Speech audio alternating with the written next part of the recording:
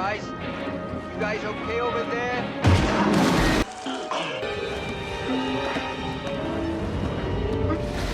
Balik lagi ke channel MYIHC dengan review alur film terbaru tentunya. Bagaimana kabar kalian semua? Semoga tetap sehat dan masa pandemi seperti sekarang tidak menyurutkan rezeki kalian tentunya. Pada kesempatan kali ini, saya akan memberikan ulasan film klasik yang dirilis pada tahun 1975 berjudul Jaws. Kalau dari judulnya pasti sudah tahu ya film ini tentang apa. Pastinya kalian sudah terbayang dengan poster ikan hiu dengan giginya yang tajam dan terlihat sedang memangsa manusia yang berenang di atasnya. Yap, betul sekali. Film yang disuit oleh Steven Spielberg ini menceritakan tentang seekor hiu pembunuh yang lepas di pantai Amity. Pantai ini sendiri merupakan sebuah lokasi yang dipenuhi dengan nelayan dan juga selalu ramai oleh wisatawan saat musim panas. Penasaran dengan alur cerita film satu ini? Simak terus sampai habis videonya. Selamat menyaksikan.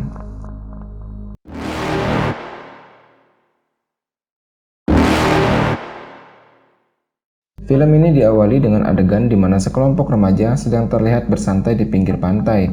Nah, kemudian ada sepasang sejoli di antara kelompok tadi yang berkenalan dan memutuskan untuk pergi dari kumpulan remaja tadi. Ternyata mereka berjalan ke pesisir pantai yang lain, di mana sang wanita pergi berenang dan sang pria hanya bisa tertidur di pinggir pantai.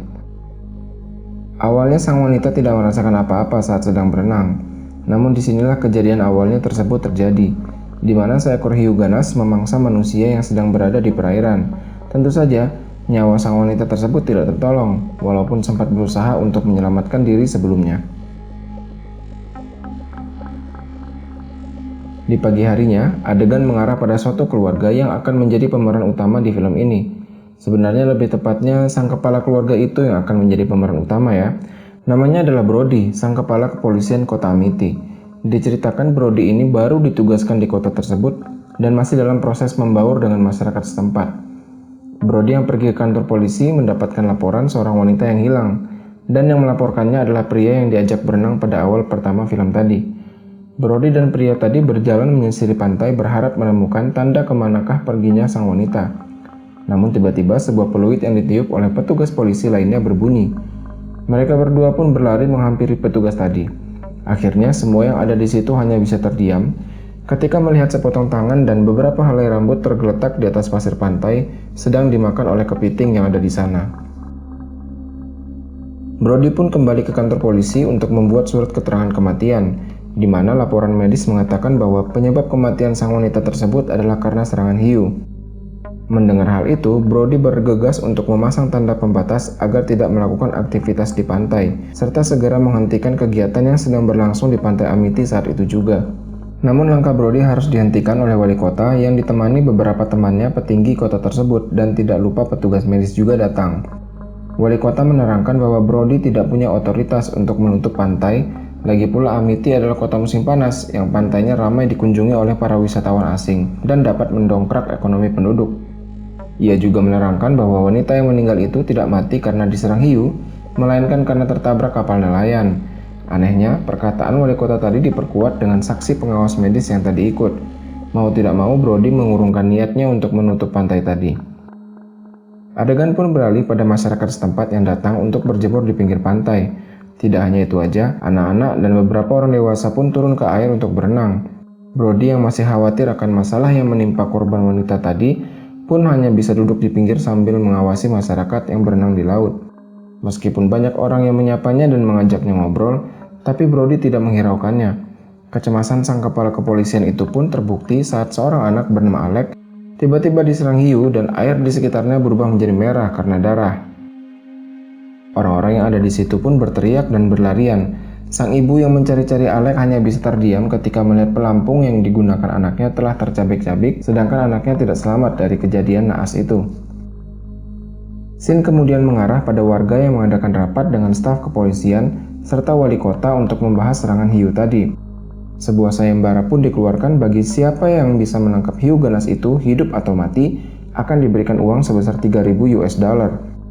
Suasana pertemuan menjadi ricuh ketika Brody mengatakan bahwa pantai akan ditutup, yang berarti pendapatan akan menurun karenanya. Hingga seorang nelayan profesional bernama Clint menarik perhatian para peserta rapat dengan menggarukkan kukunya ke papan tulis dan menerangkan rencananya untuk menangkap hiu tersebut sendirian. Namun ia meminta untuk menaikkan harga $3.000 menjadi $10.000 sebagai hadiah. Sepulang dari pertemuan itu, Clint benar-benar melakukan rencananya tadi. Ia menggunakan umpan daging dan kail yang besar untuk menangkap hiu tersebut, sedangkan Brody berada di rumahnya untuk membaca ensiklopedia tentang hiu. Awalnya Clint merasa senang saat umpannya digigit, namun hal itu berubah menjadi ketakutan saat ternyata dermaga kecil tempat yang mengikatkan benang pancing ikut tertarik dan rubuh. Ia pun berusaha keras untuk kembali berenang ke tepian agar tidak ikut termakan oleh hiu ganas yang sedang dicarinya. Adegan beralih pada Brody yang mengawasi masyarakat setempat yang pergi beramai-ramai dengan kapal guna mencari hiu pembunuh manusia. Tidak sedikit dari mereka yang membawa alat peledak, senapan, serta umpan berupa daging dan juga darah.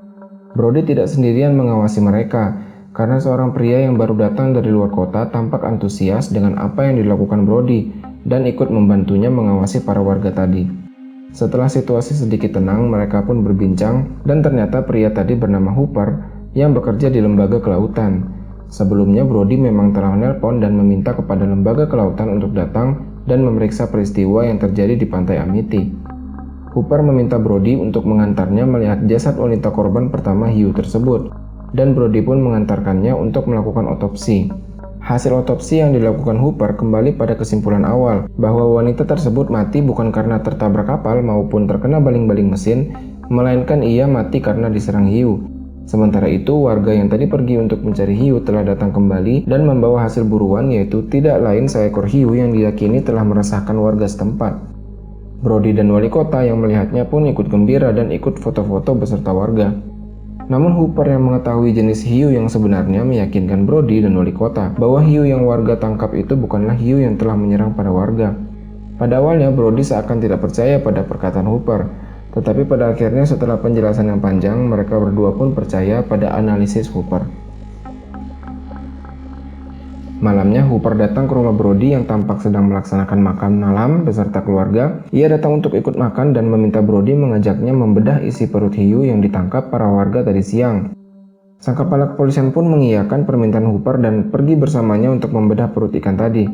Sesampainya di gudang penyimpanan, Hooper pun bergegas membedah isi perut hiu tadi dan hanya menemukan beberapa benda asing di dalamnya. Hal itu menguatkan analisis Hooper sebelumnya yang memprediksi bahwa hiu tersebut bukanlah pembunuh yang mereka cari. Mereka berdua pun menaiki sebuah kapal cepat dan berencana untuk meneliti wilayah perairan tempat yang diyakini Hooper sebagai tempat mencari makan sang hiu. Mereka pun terkejut saat melihat sebuah kapal terapung di atas lautan tanpa ada satupun orang di atasnya. Hooper pun memutuskan untuk turun berenang dan mengecek daerah lambung kapal tersebut. Sesampainya di bawah, Hooper mendapatkan potongan gigi hiu yang besar dan mayat manusia yang tiba-tiba muncul dari sela lubang lambung kapal. Hal itu mengejutkan Hooper dan membuatnya menjatuhkan gigi hiu tadi dan juga senter yang dibawanya. Ia pun bergegas untuk kembali ke kapal sedangkan Brody membantu menerangi jalannya. Keesokan harinya, Brody dan Hooper menemui wali kota untuk menjelaskan temuan mereka kepadanya. Hooper meyakinkan wali kota bahwa hiu yang memangsa warga merupakan hiu putih besar dengan gigi yang sebesar cangkir sloki. Namun wali kota tidak percaya pada penjelasannya karena ia tidak membawa barang bukti gigi tadi ke hadapannya. Hooper pun akhirnya menyerah untuk menjelaskan fakta sebenarnya pada wali kota, sedangkan pantai tetap dibuka untuk umum mengingat esok hari adalah hari perayaan kemerdekaan Amerika yang jatuh pada tanggal 4 Juli.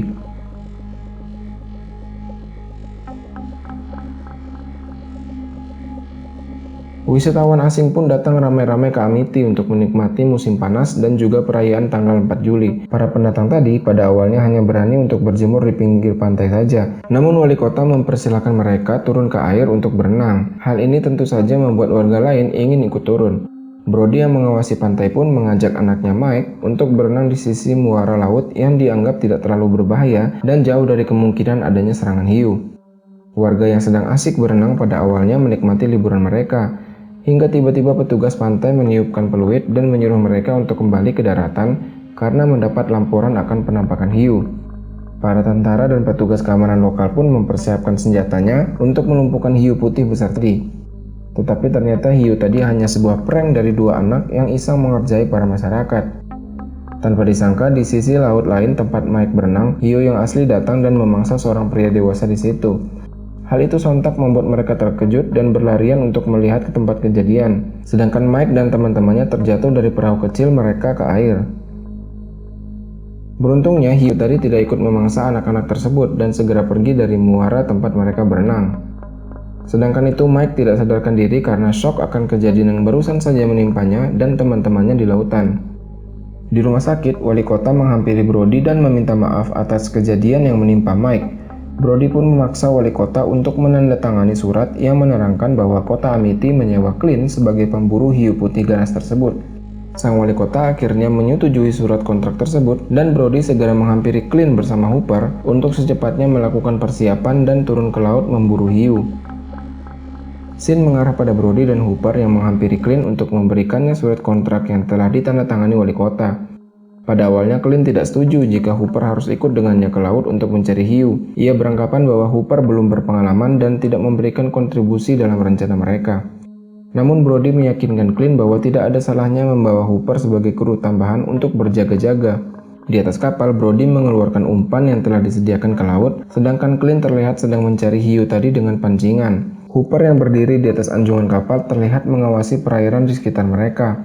Tiba-tiba, umpan yang dipegang Clint disambar sesuatu. Hooper yang memegang kemudi kapal pun mengikuti instruksi dari Clint. Namun sayangnya, benang pancing milik Clint terputus. Hooper mengatakan bahwa belum tentu yang menyambar umpannya adalah hiu, bisa saja ikan lain.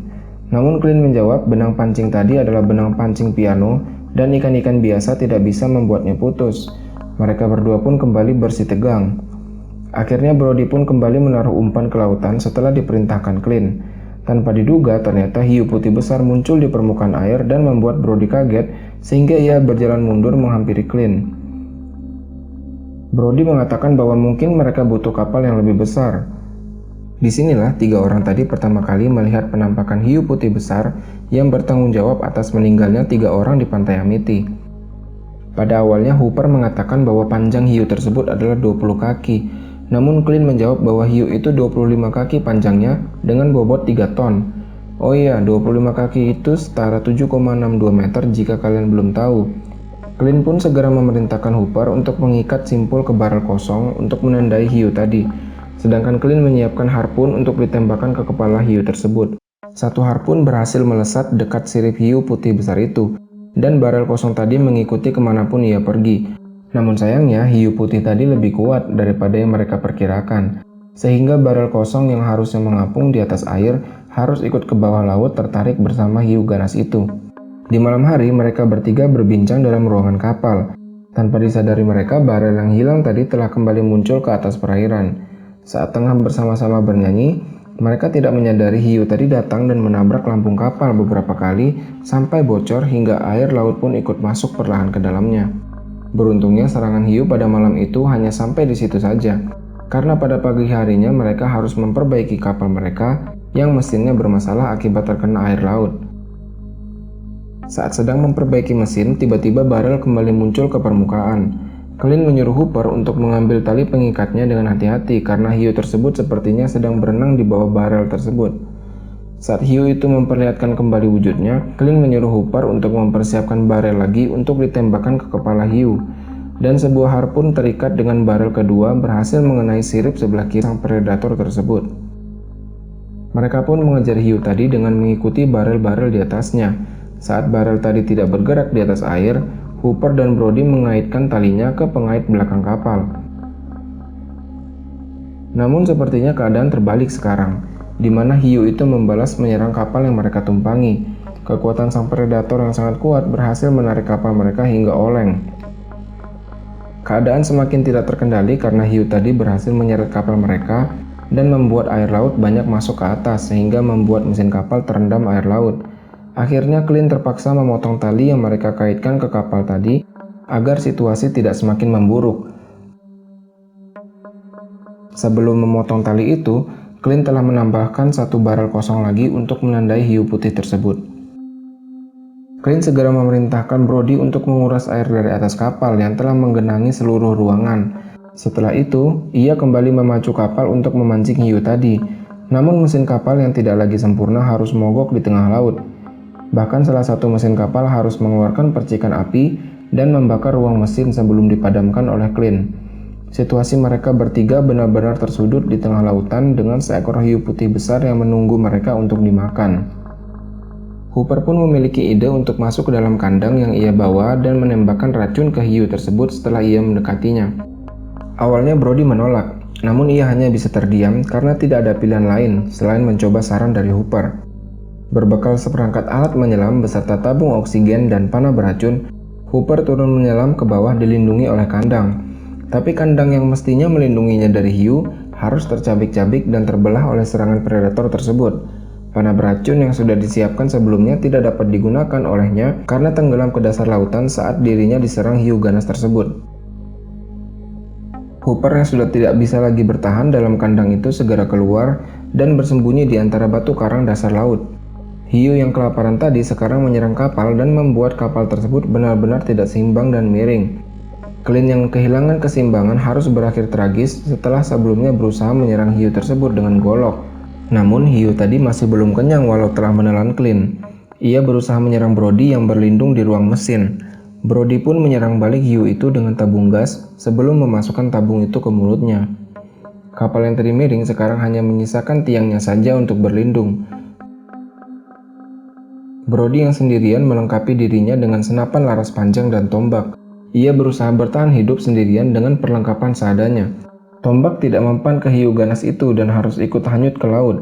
Dari kejauhan terlihat 3 barel kosong mendekati Brody dengan kecepatan penuh yang menandakan bahwa hiu tersebut akan segera menyerang tempatnya bertahan.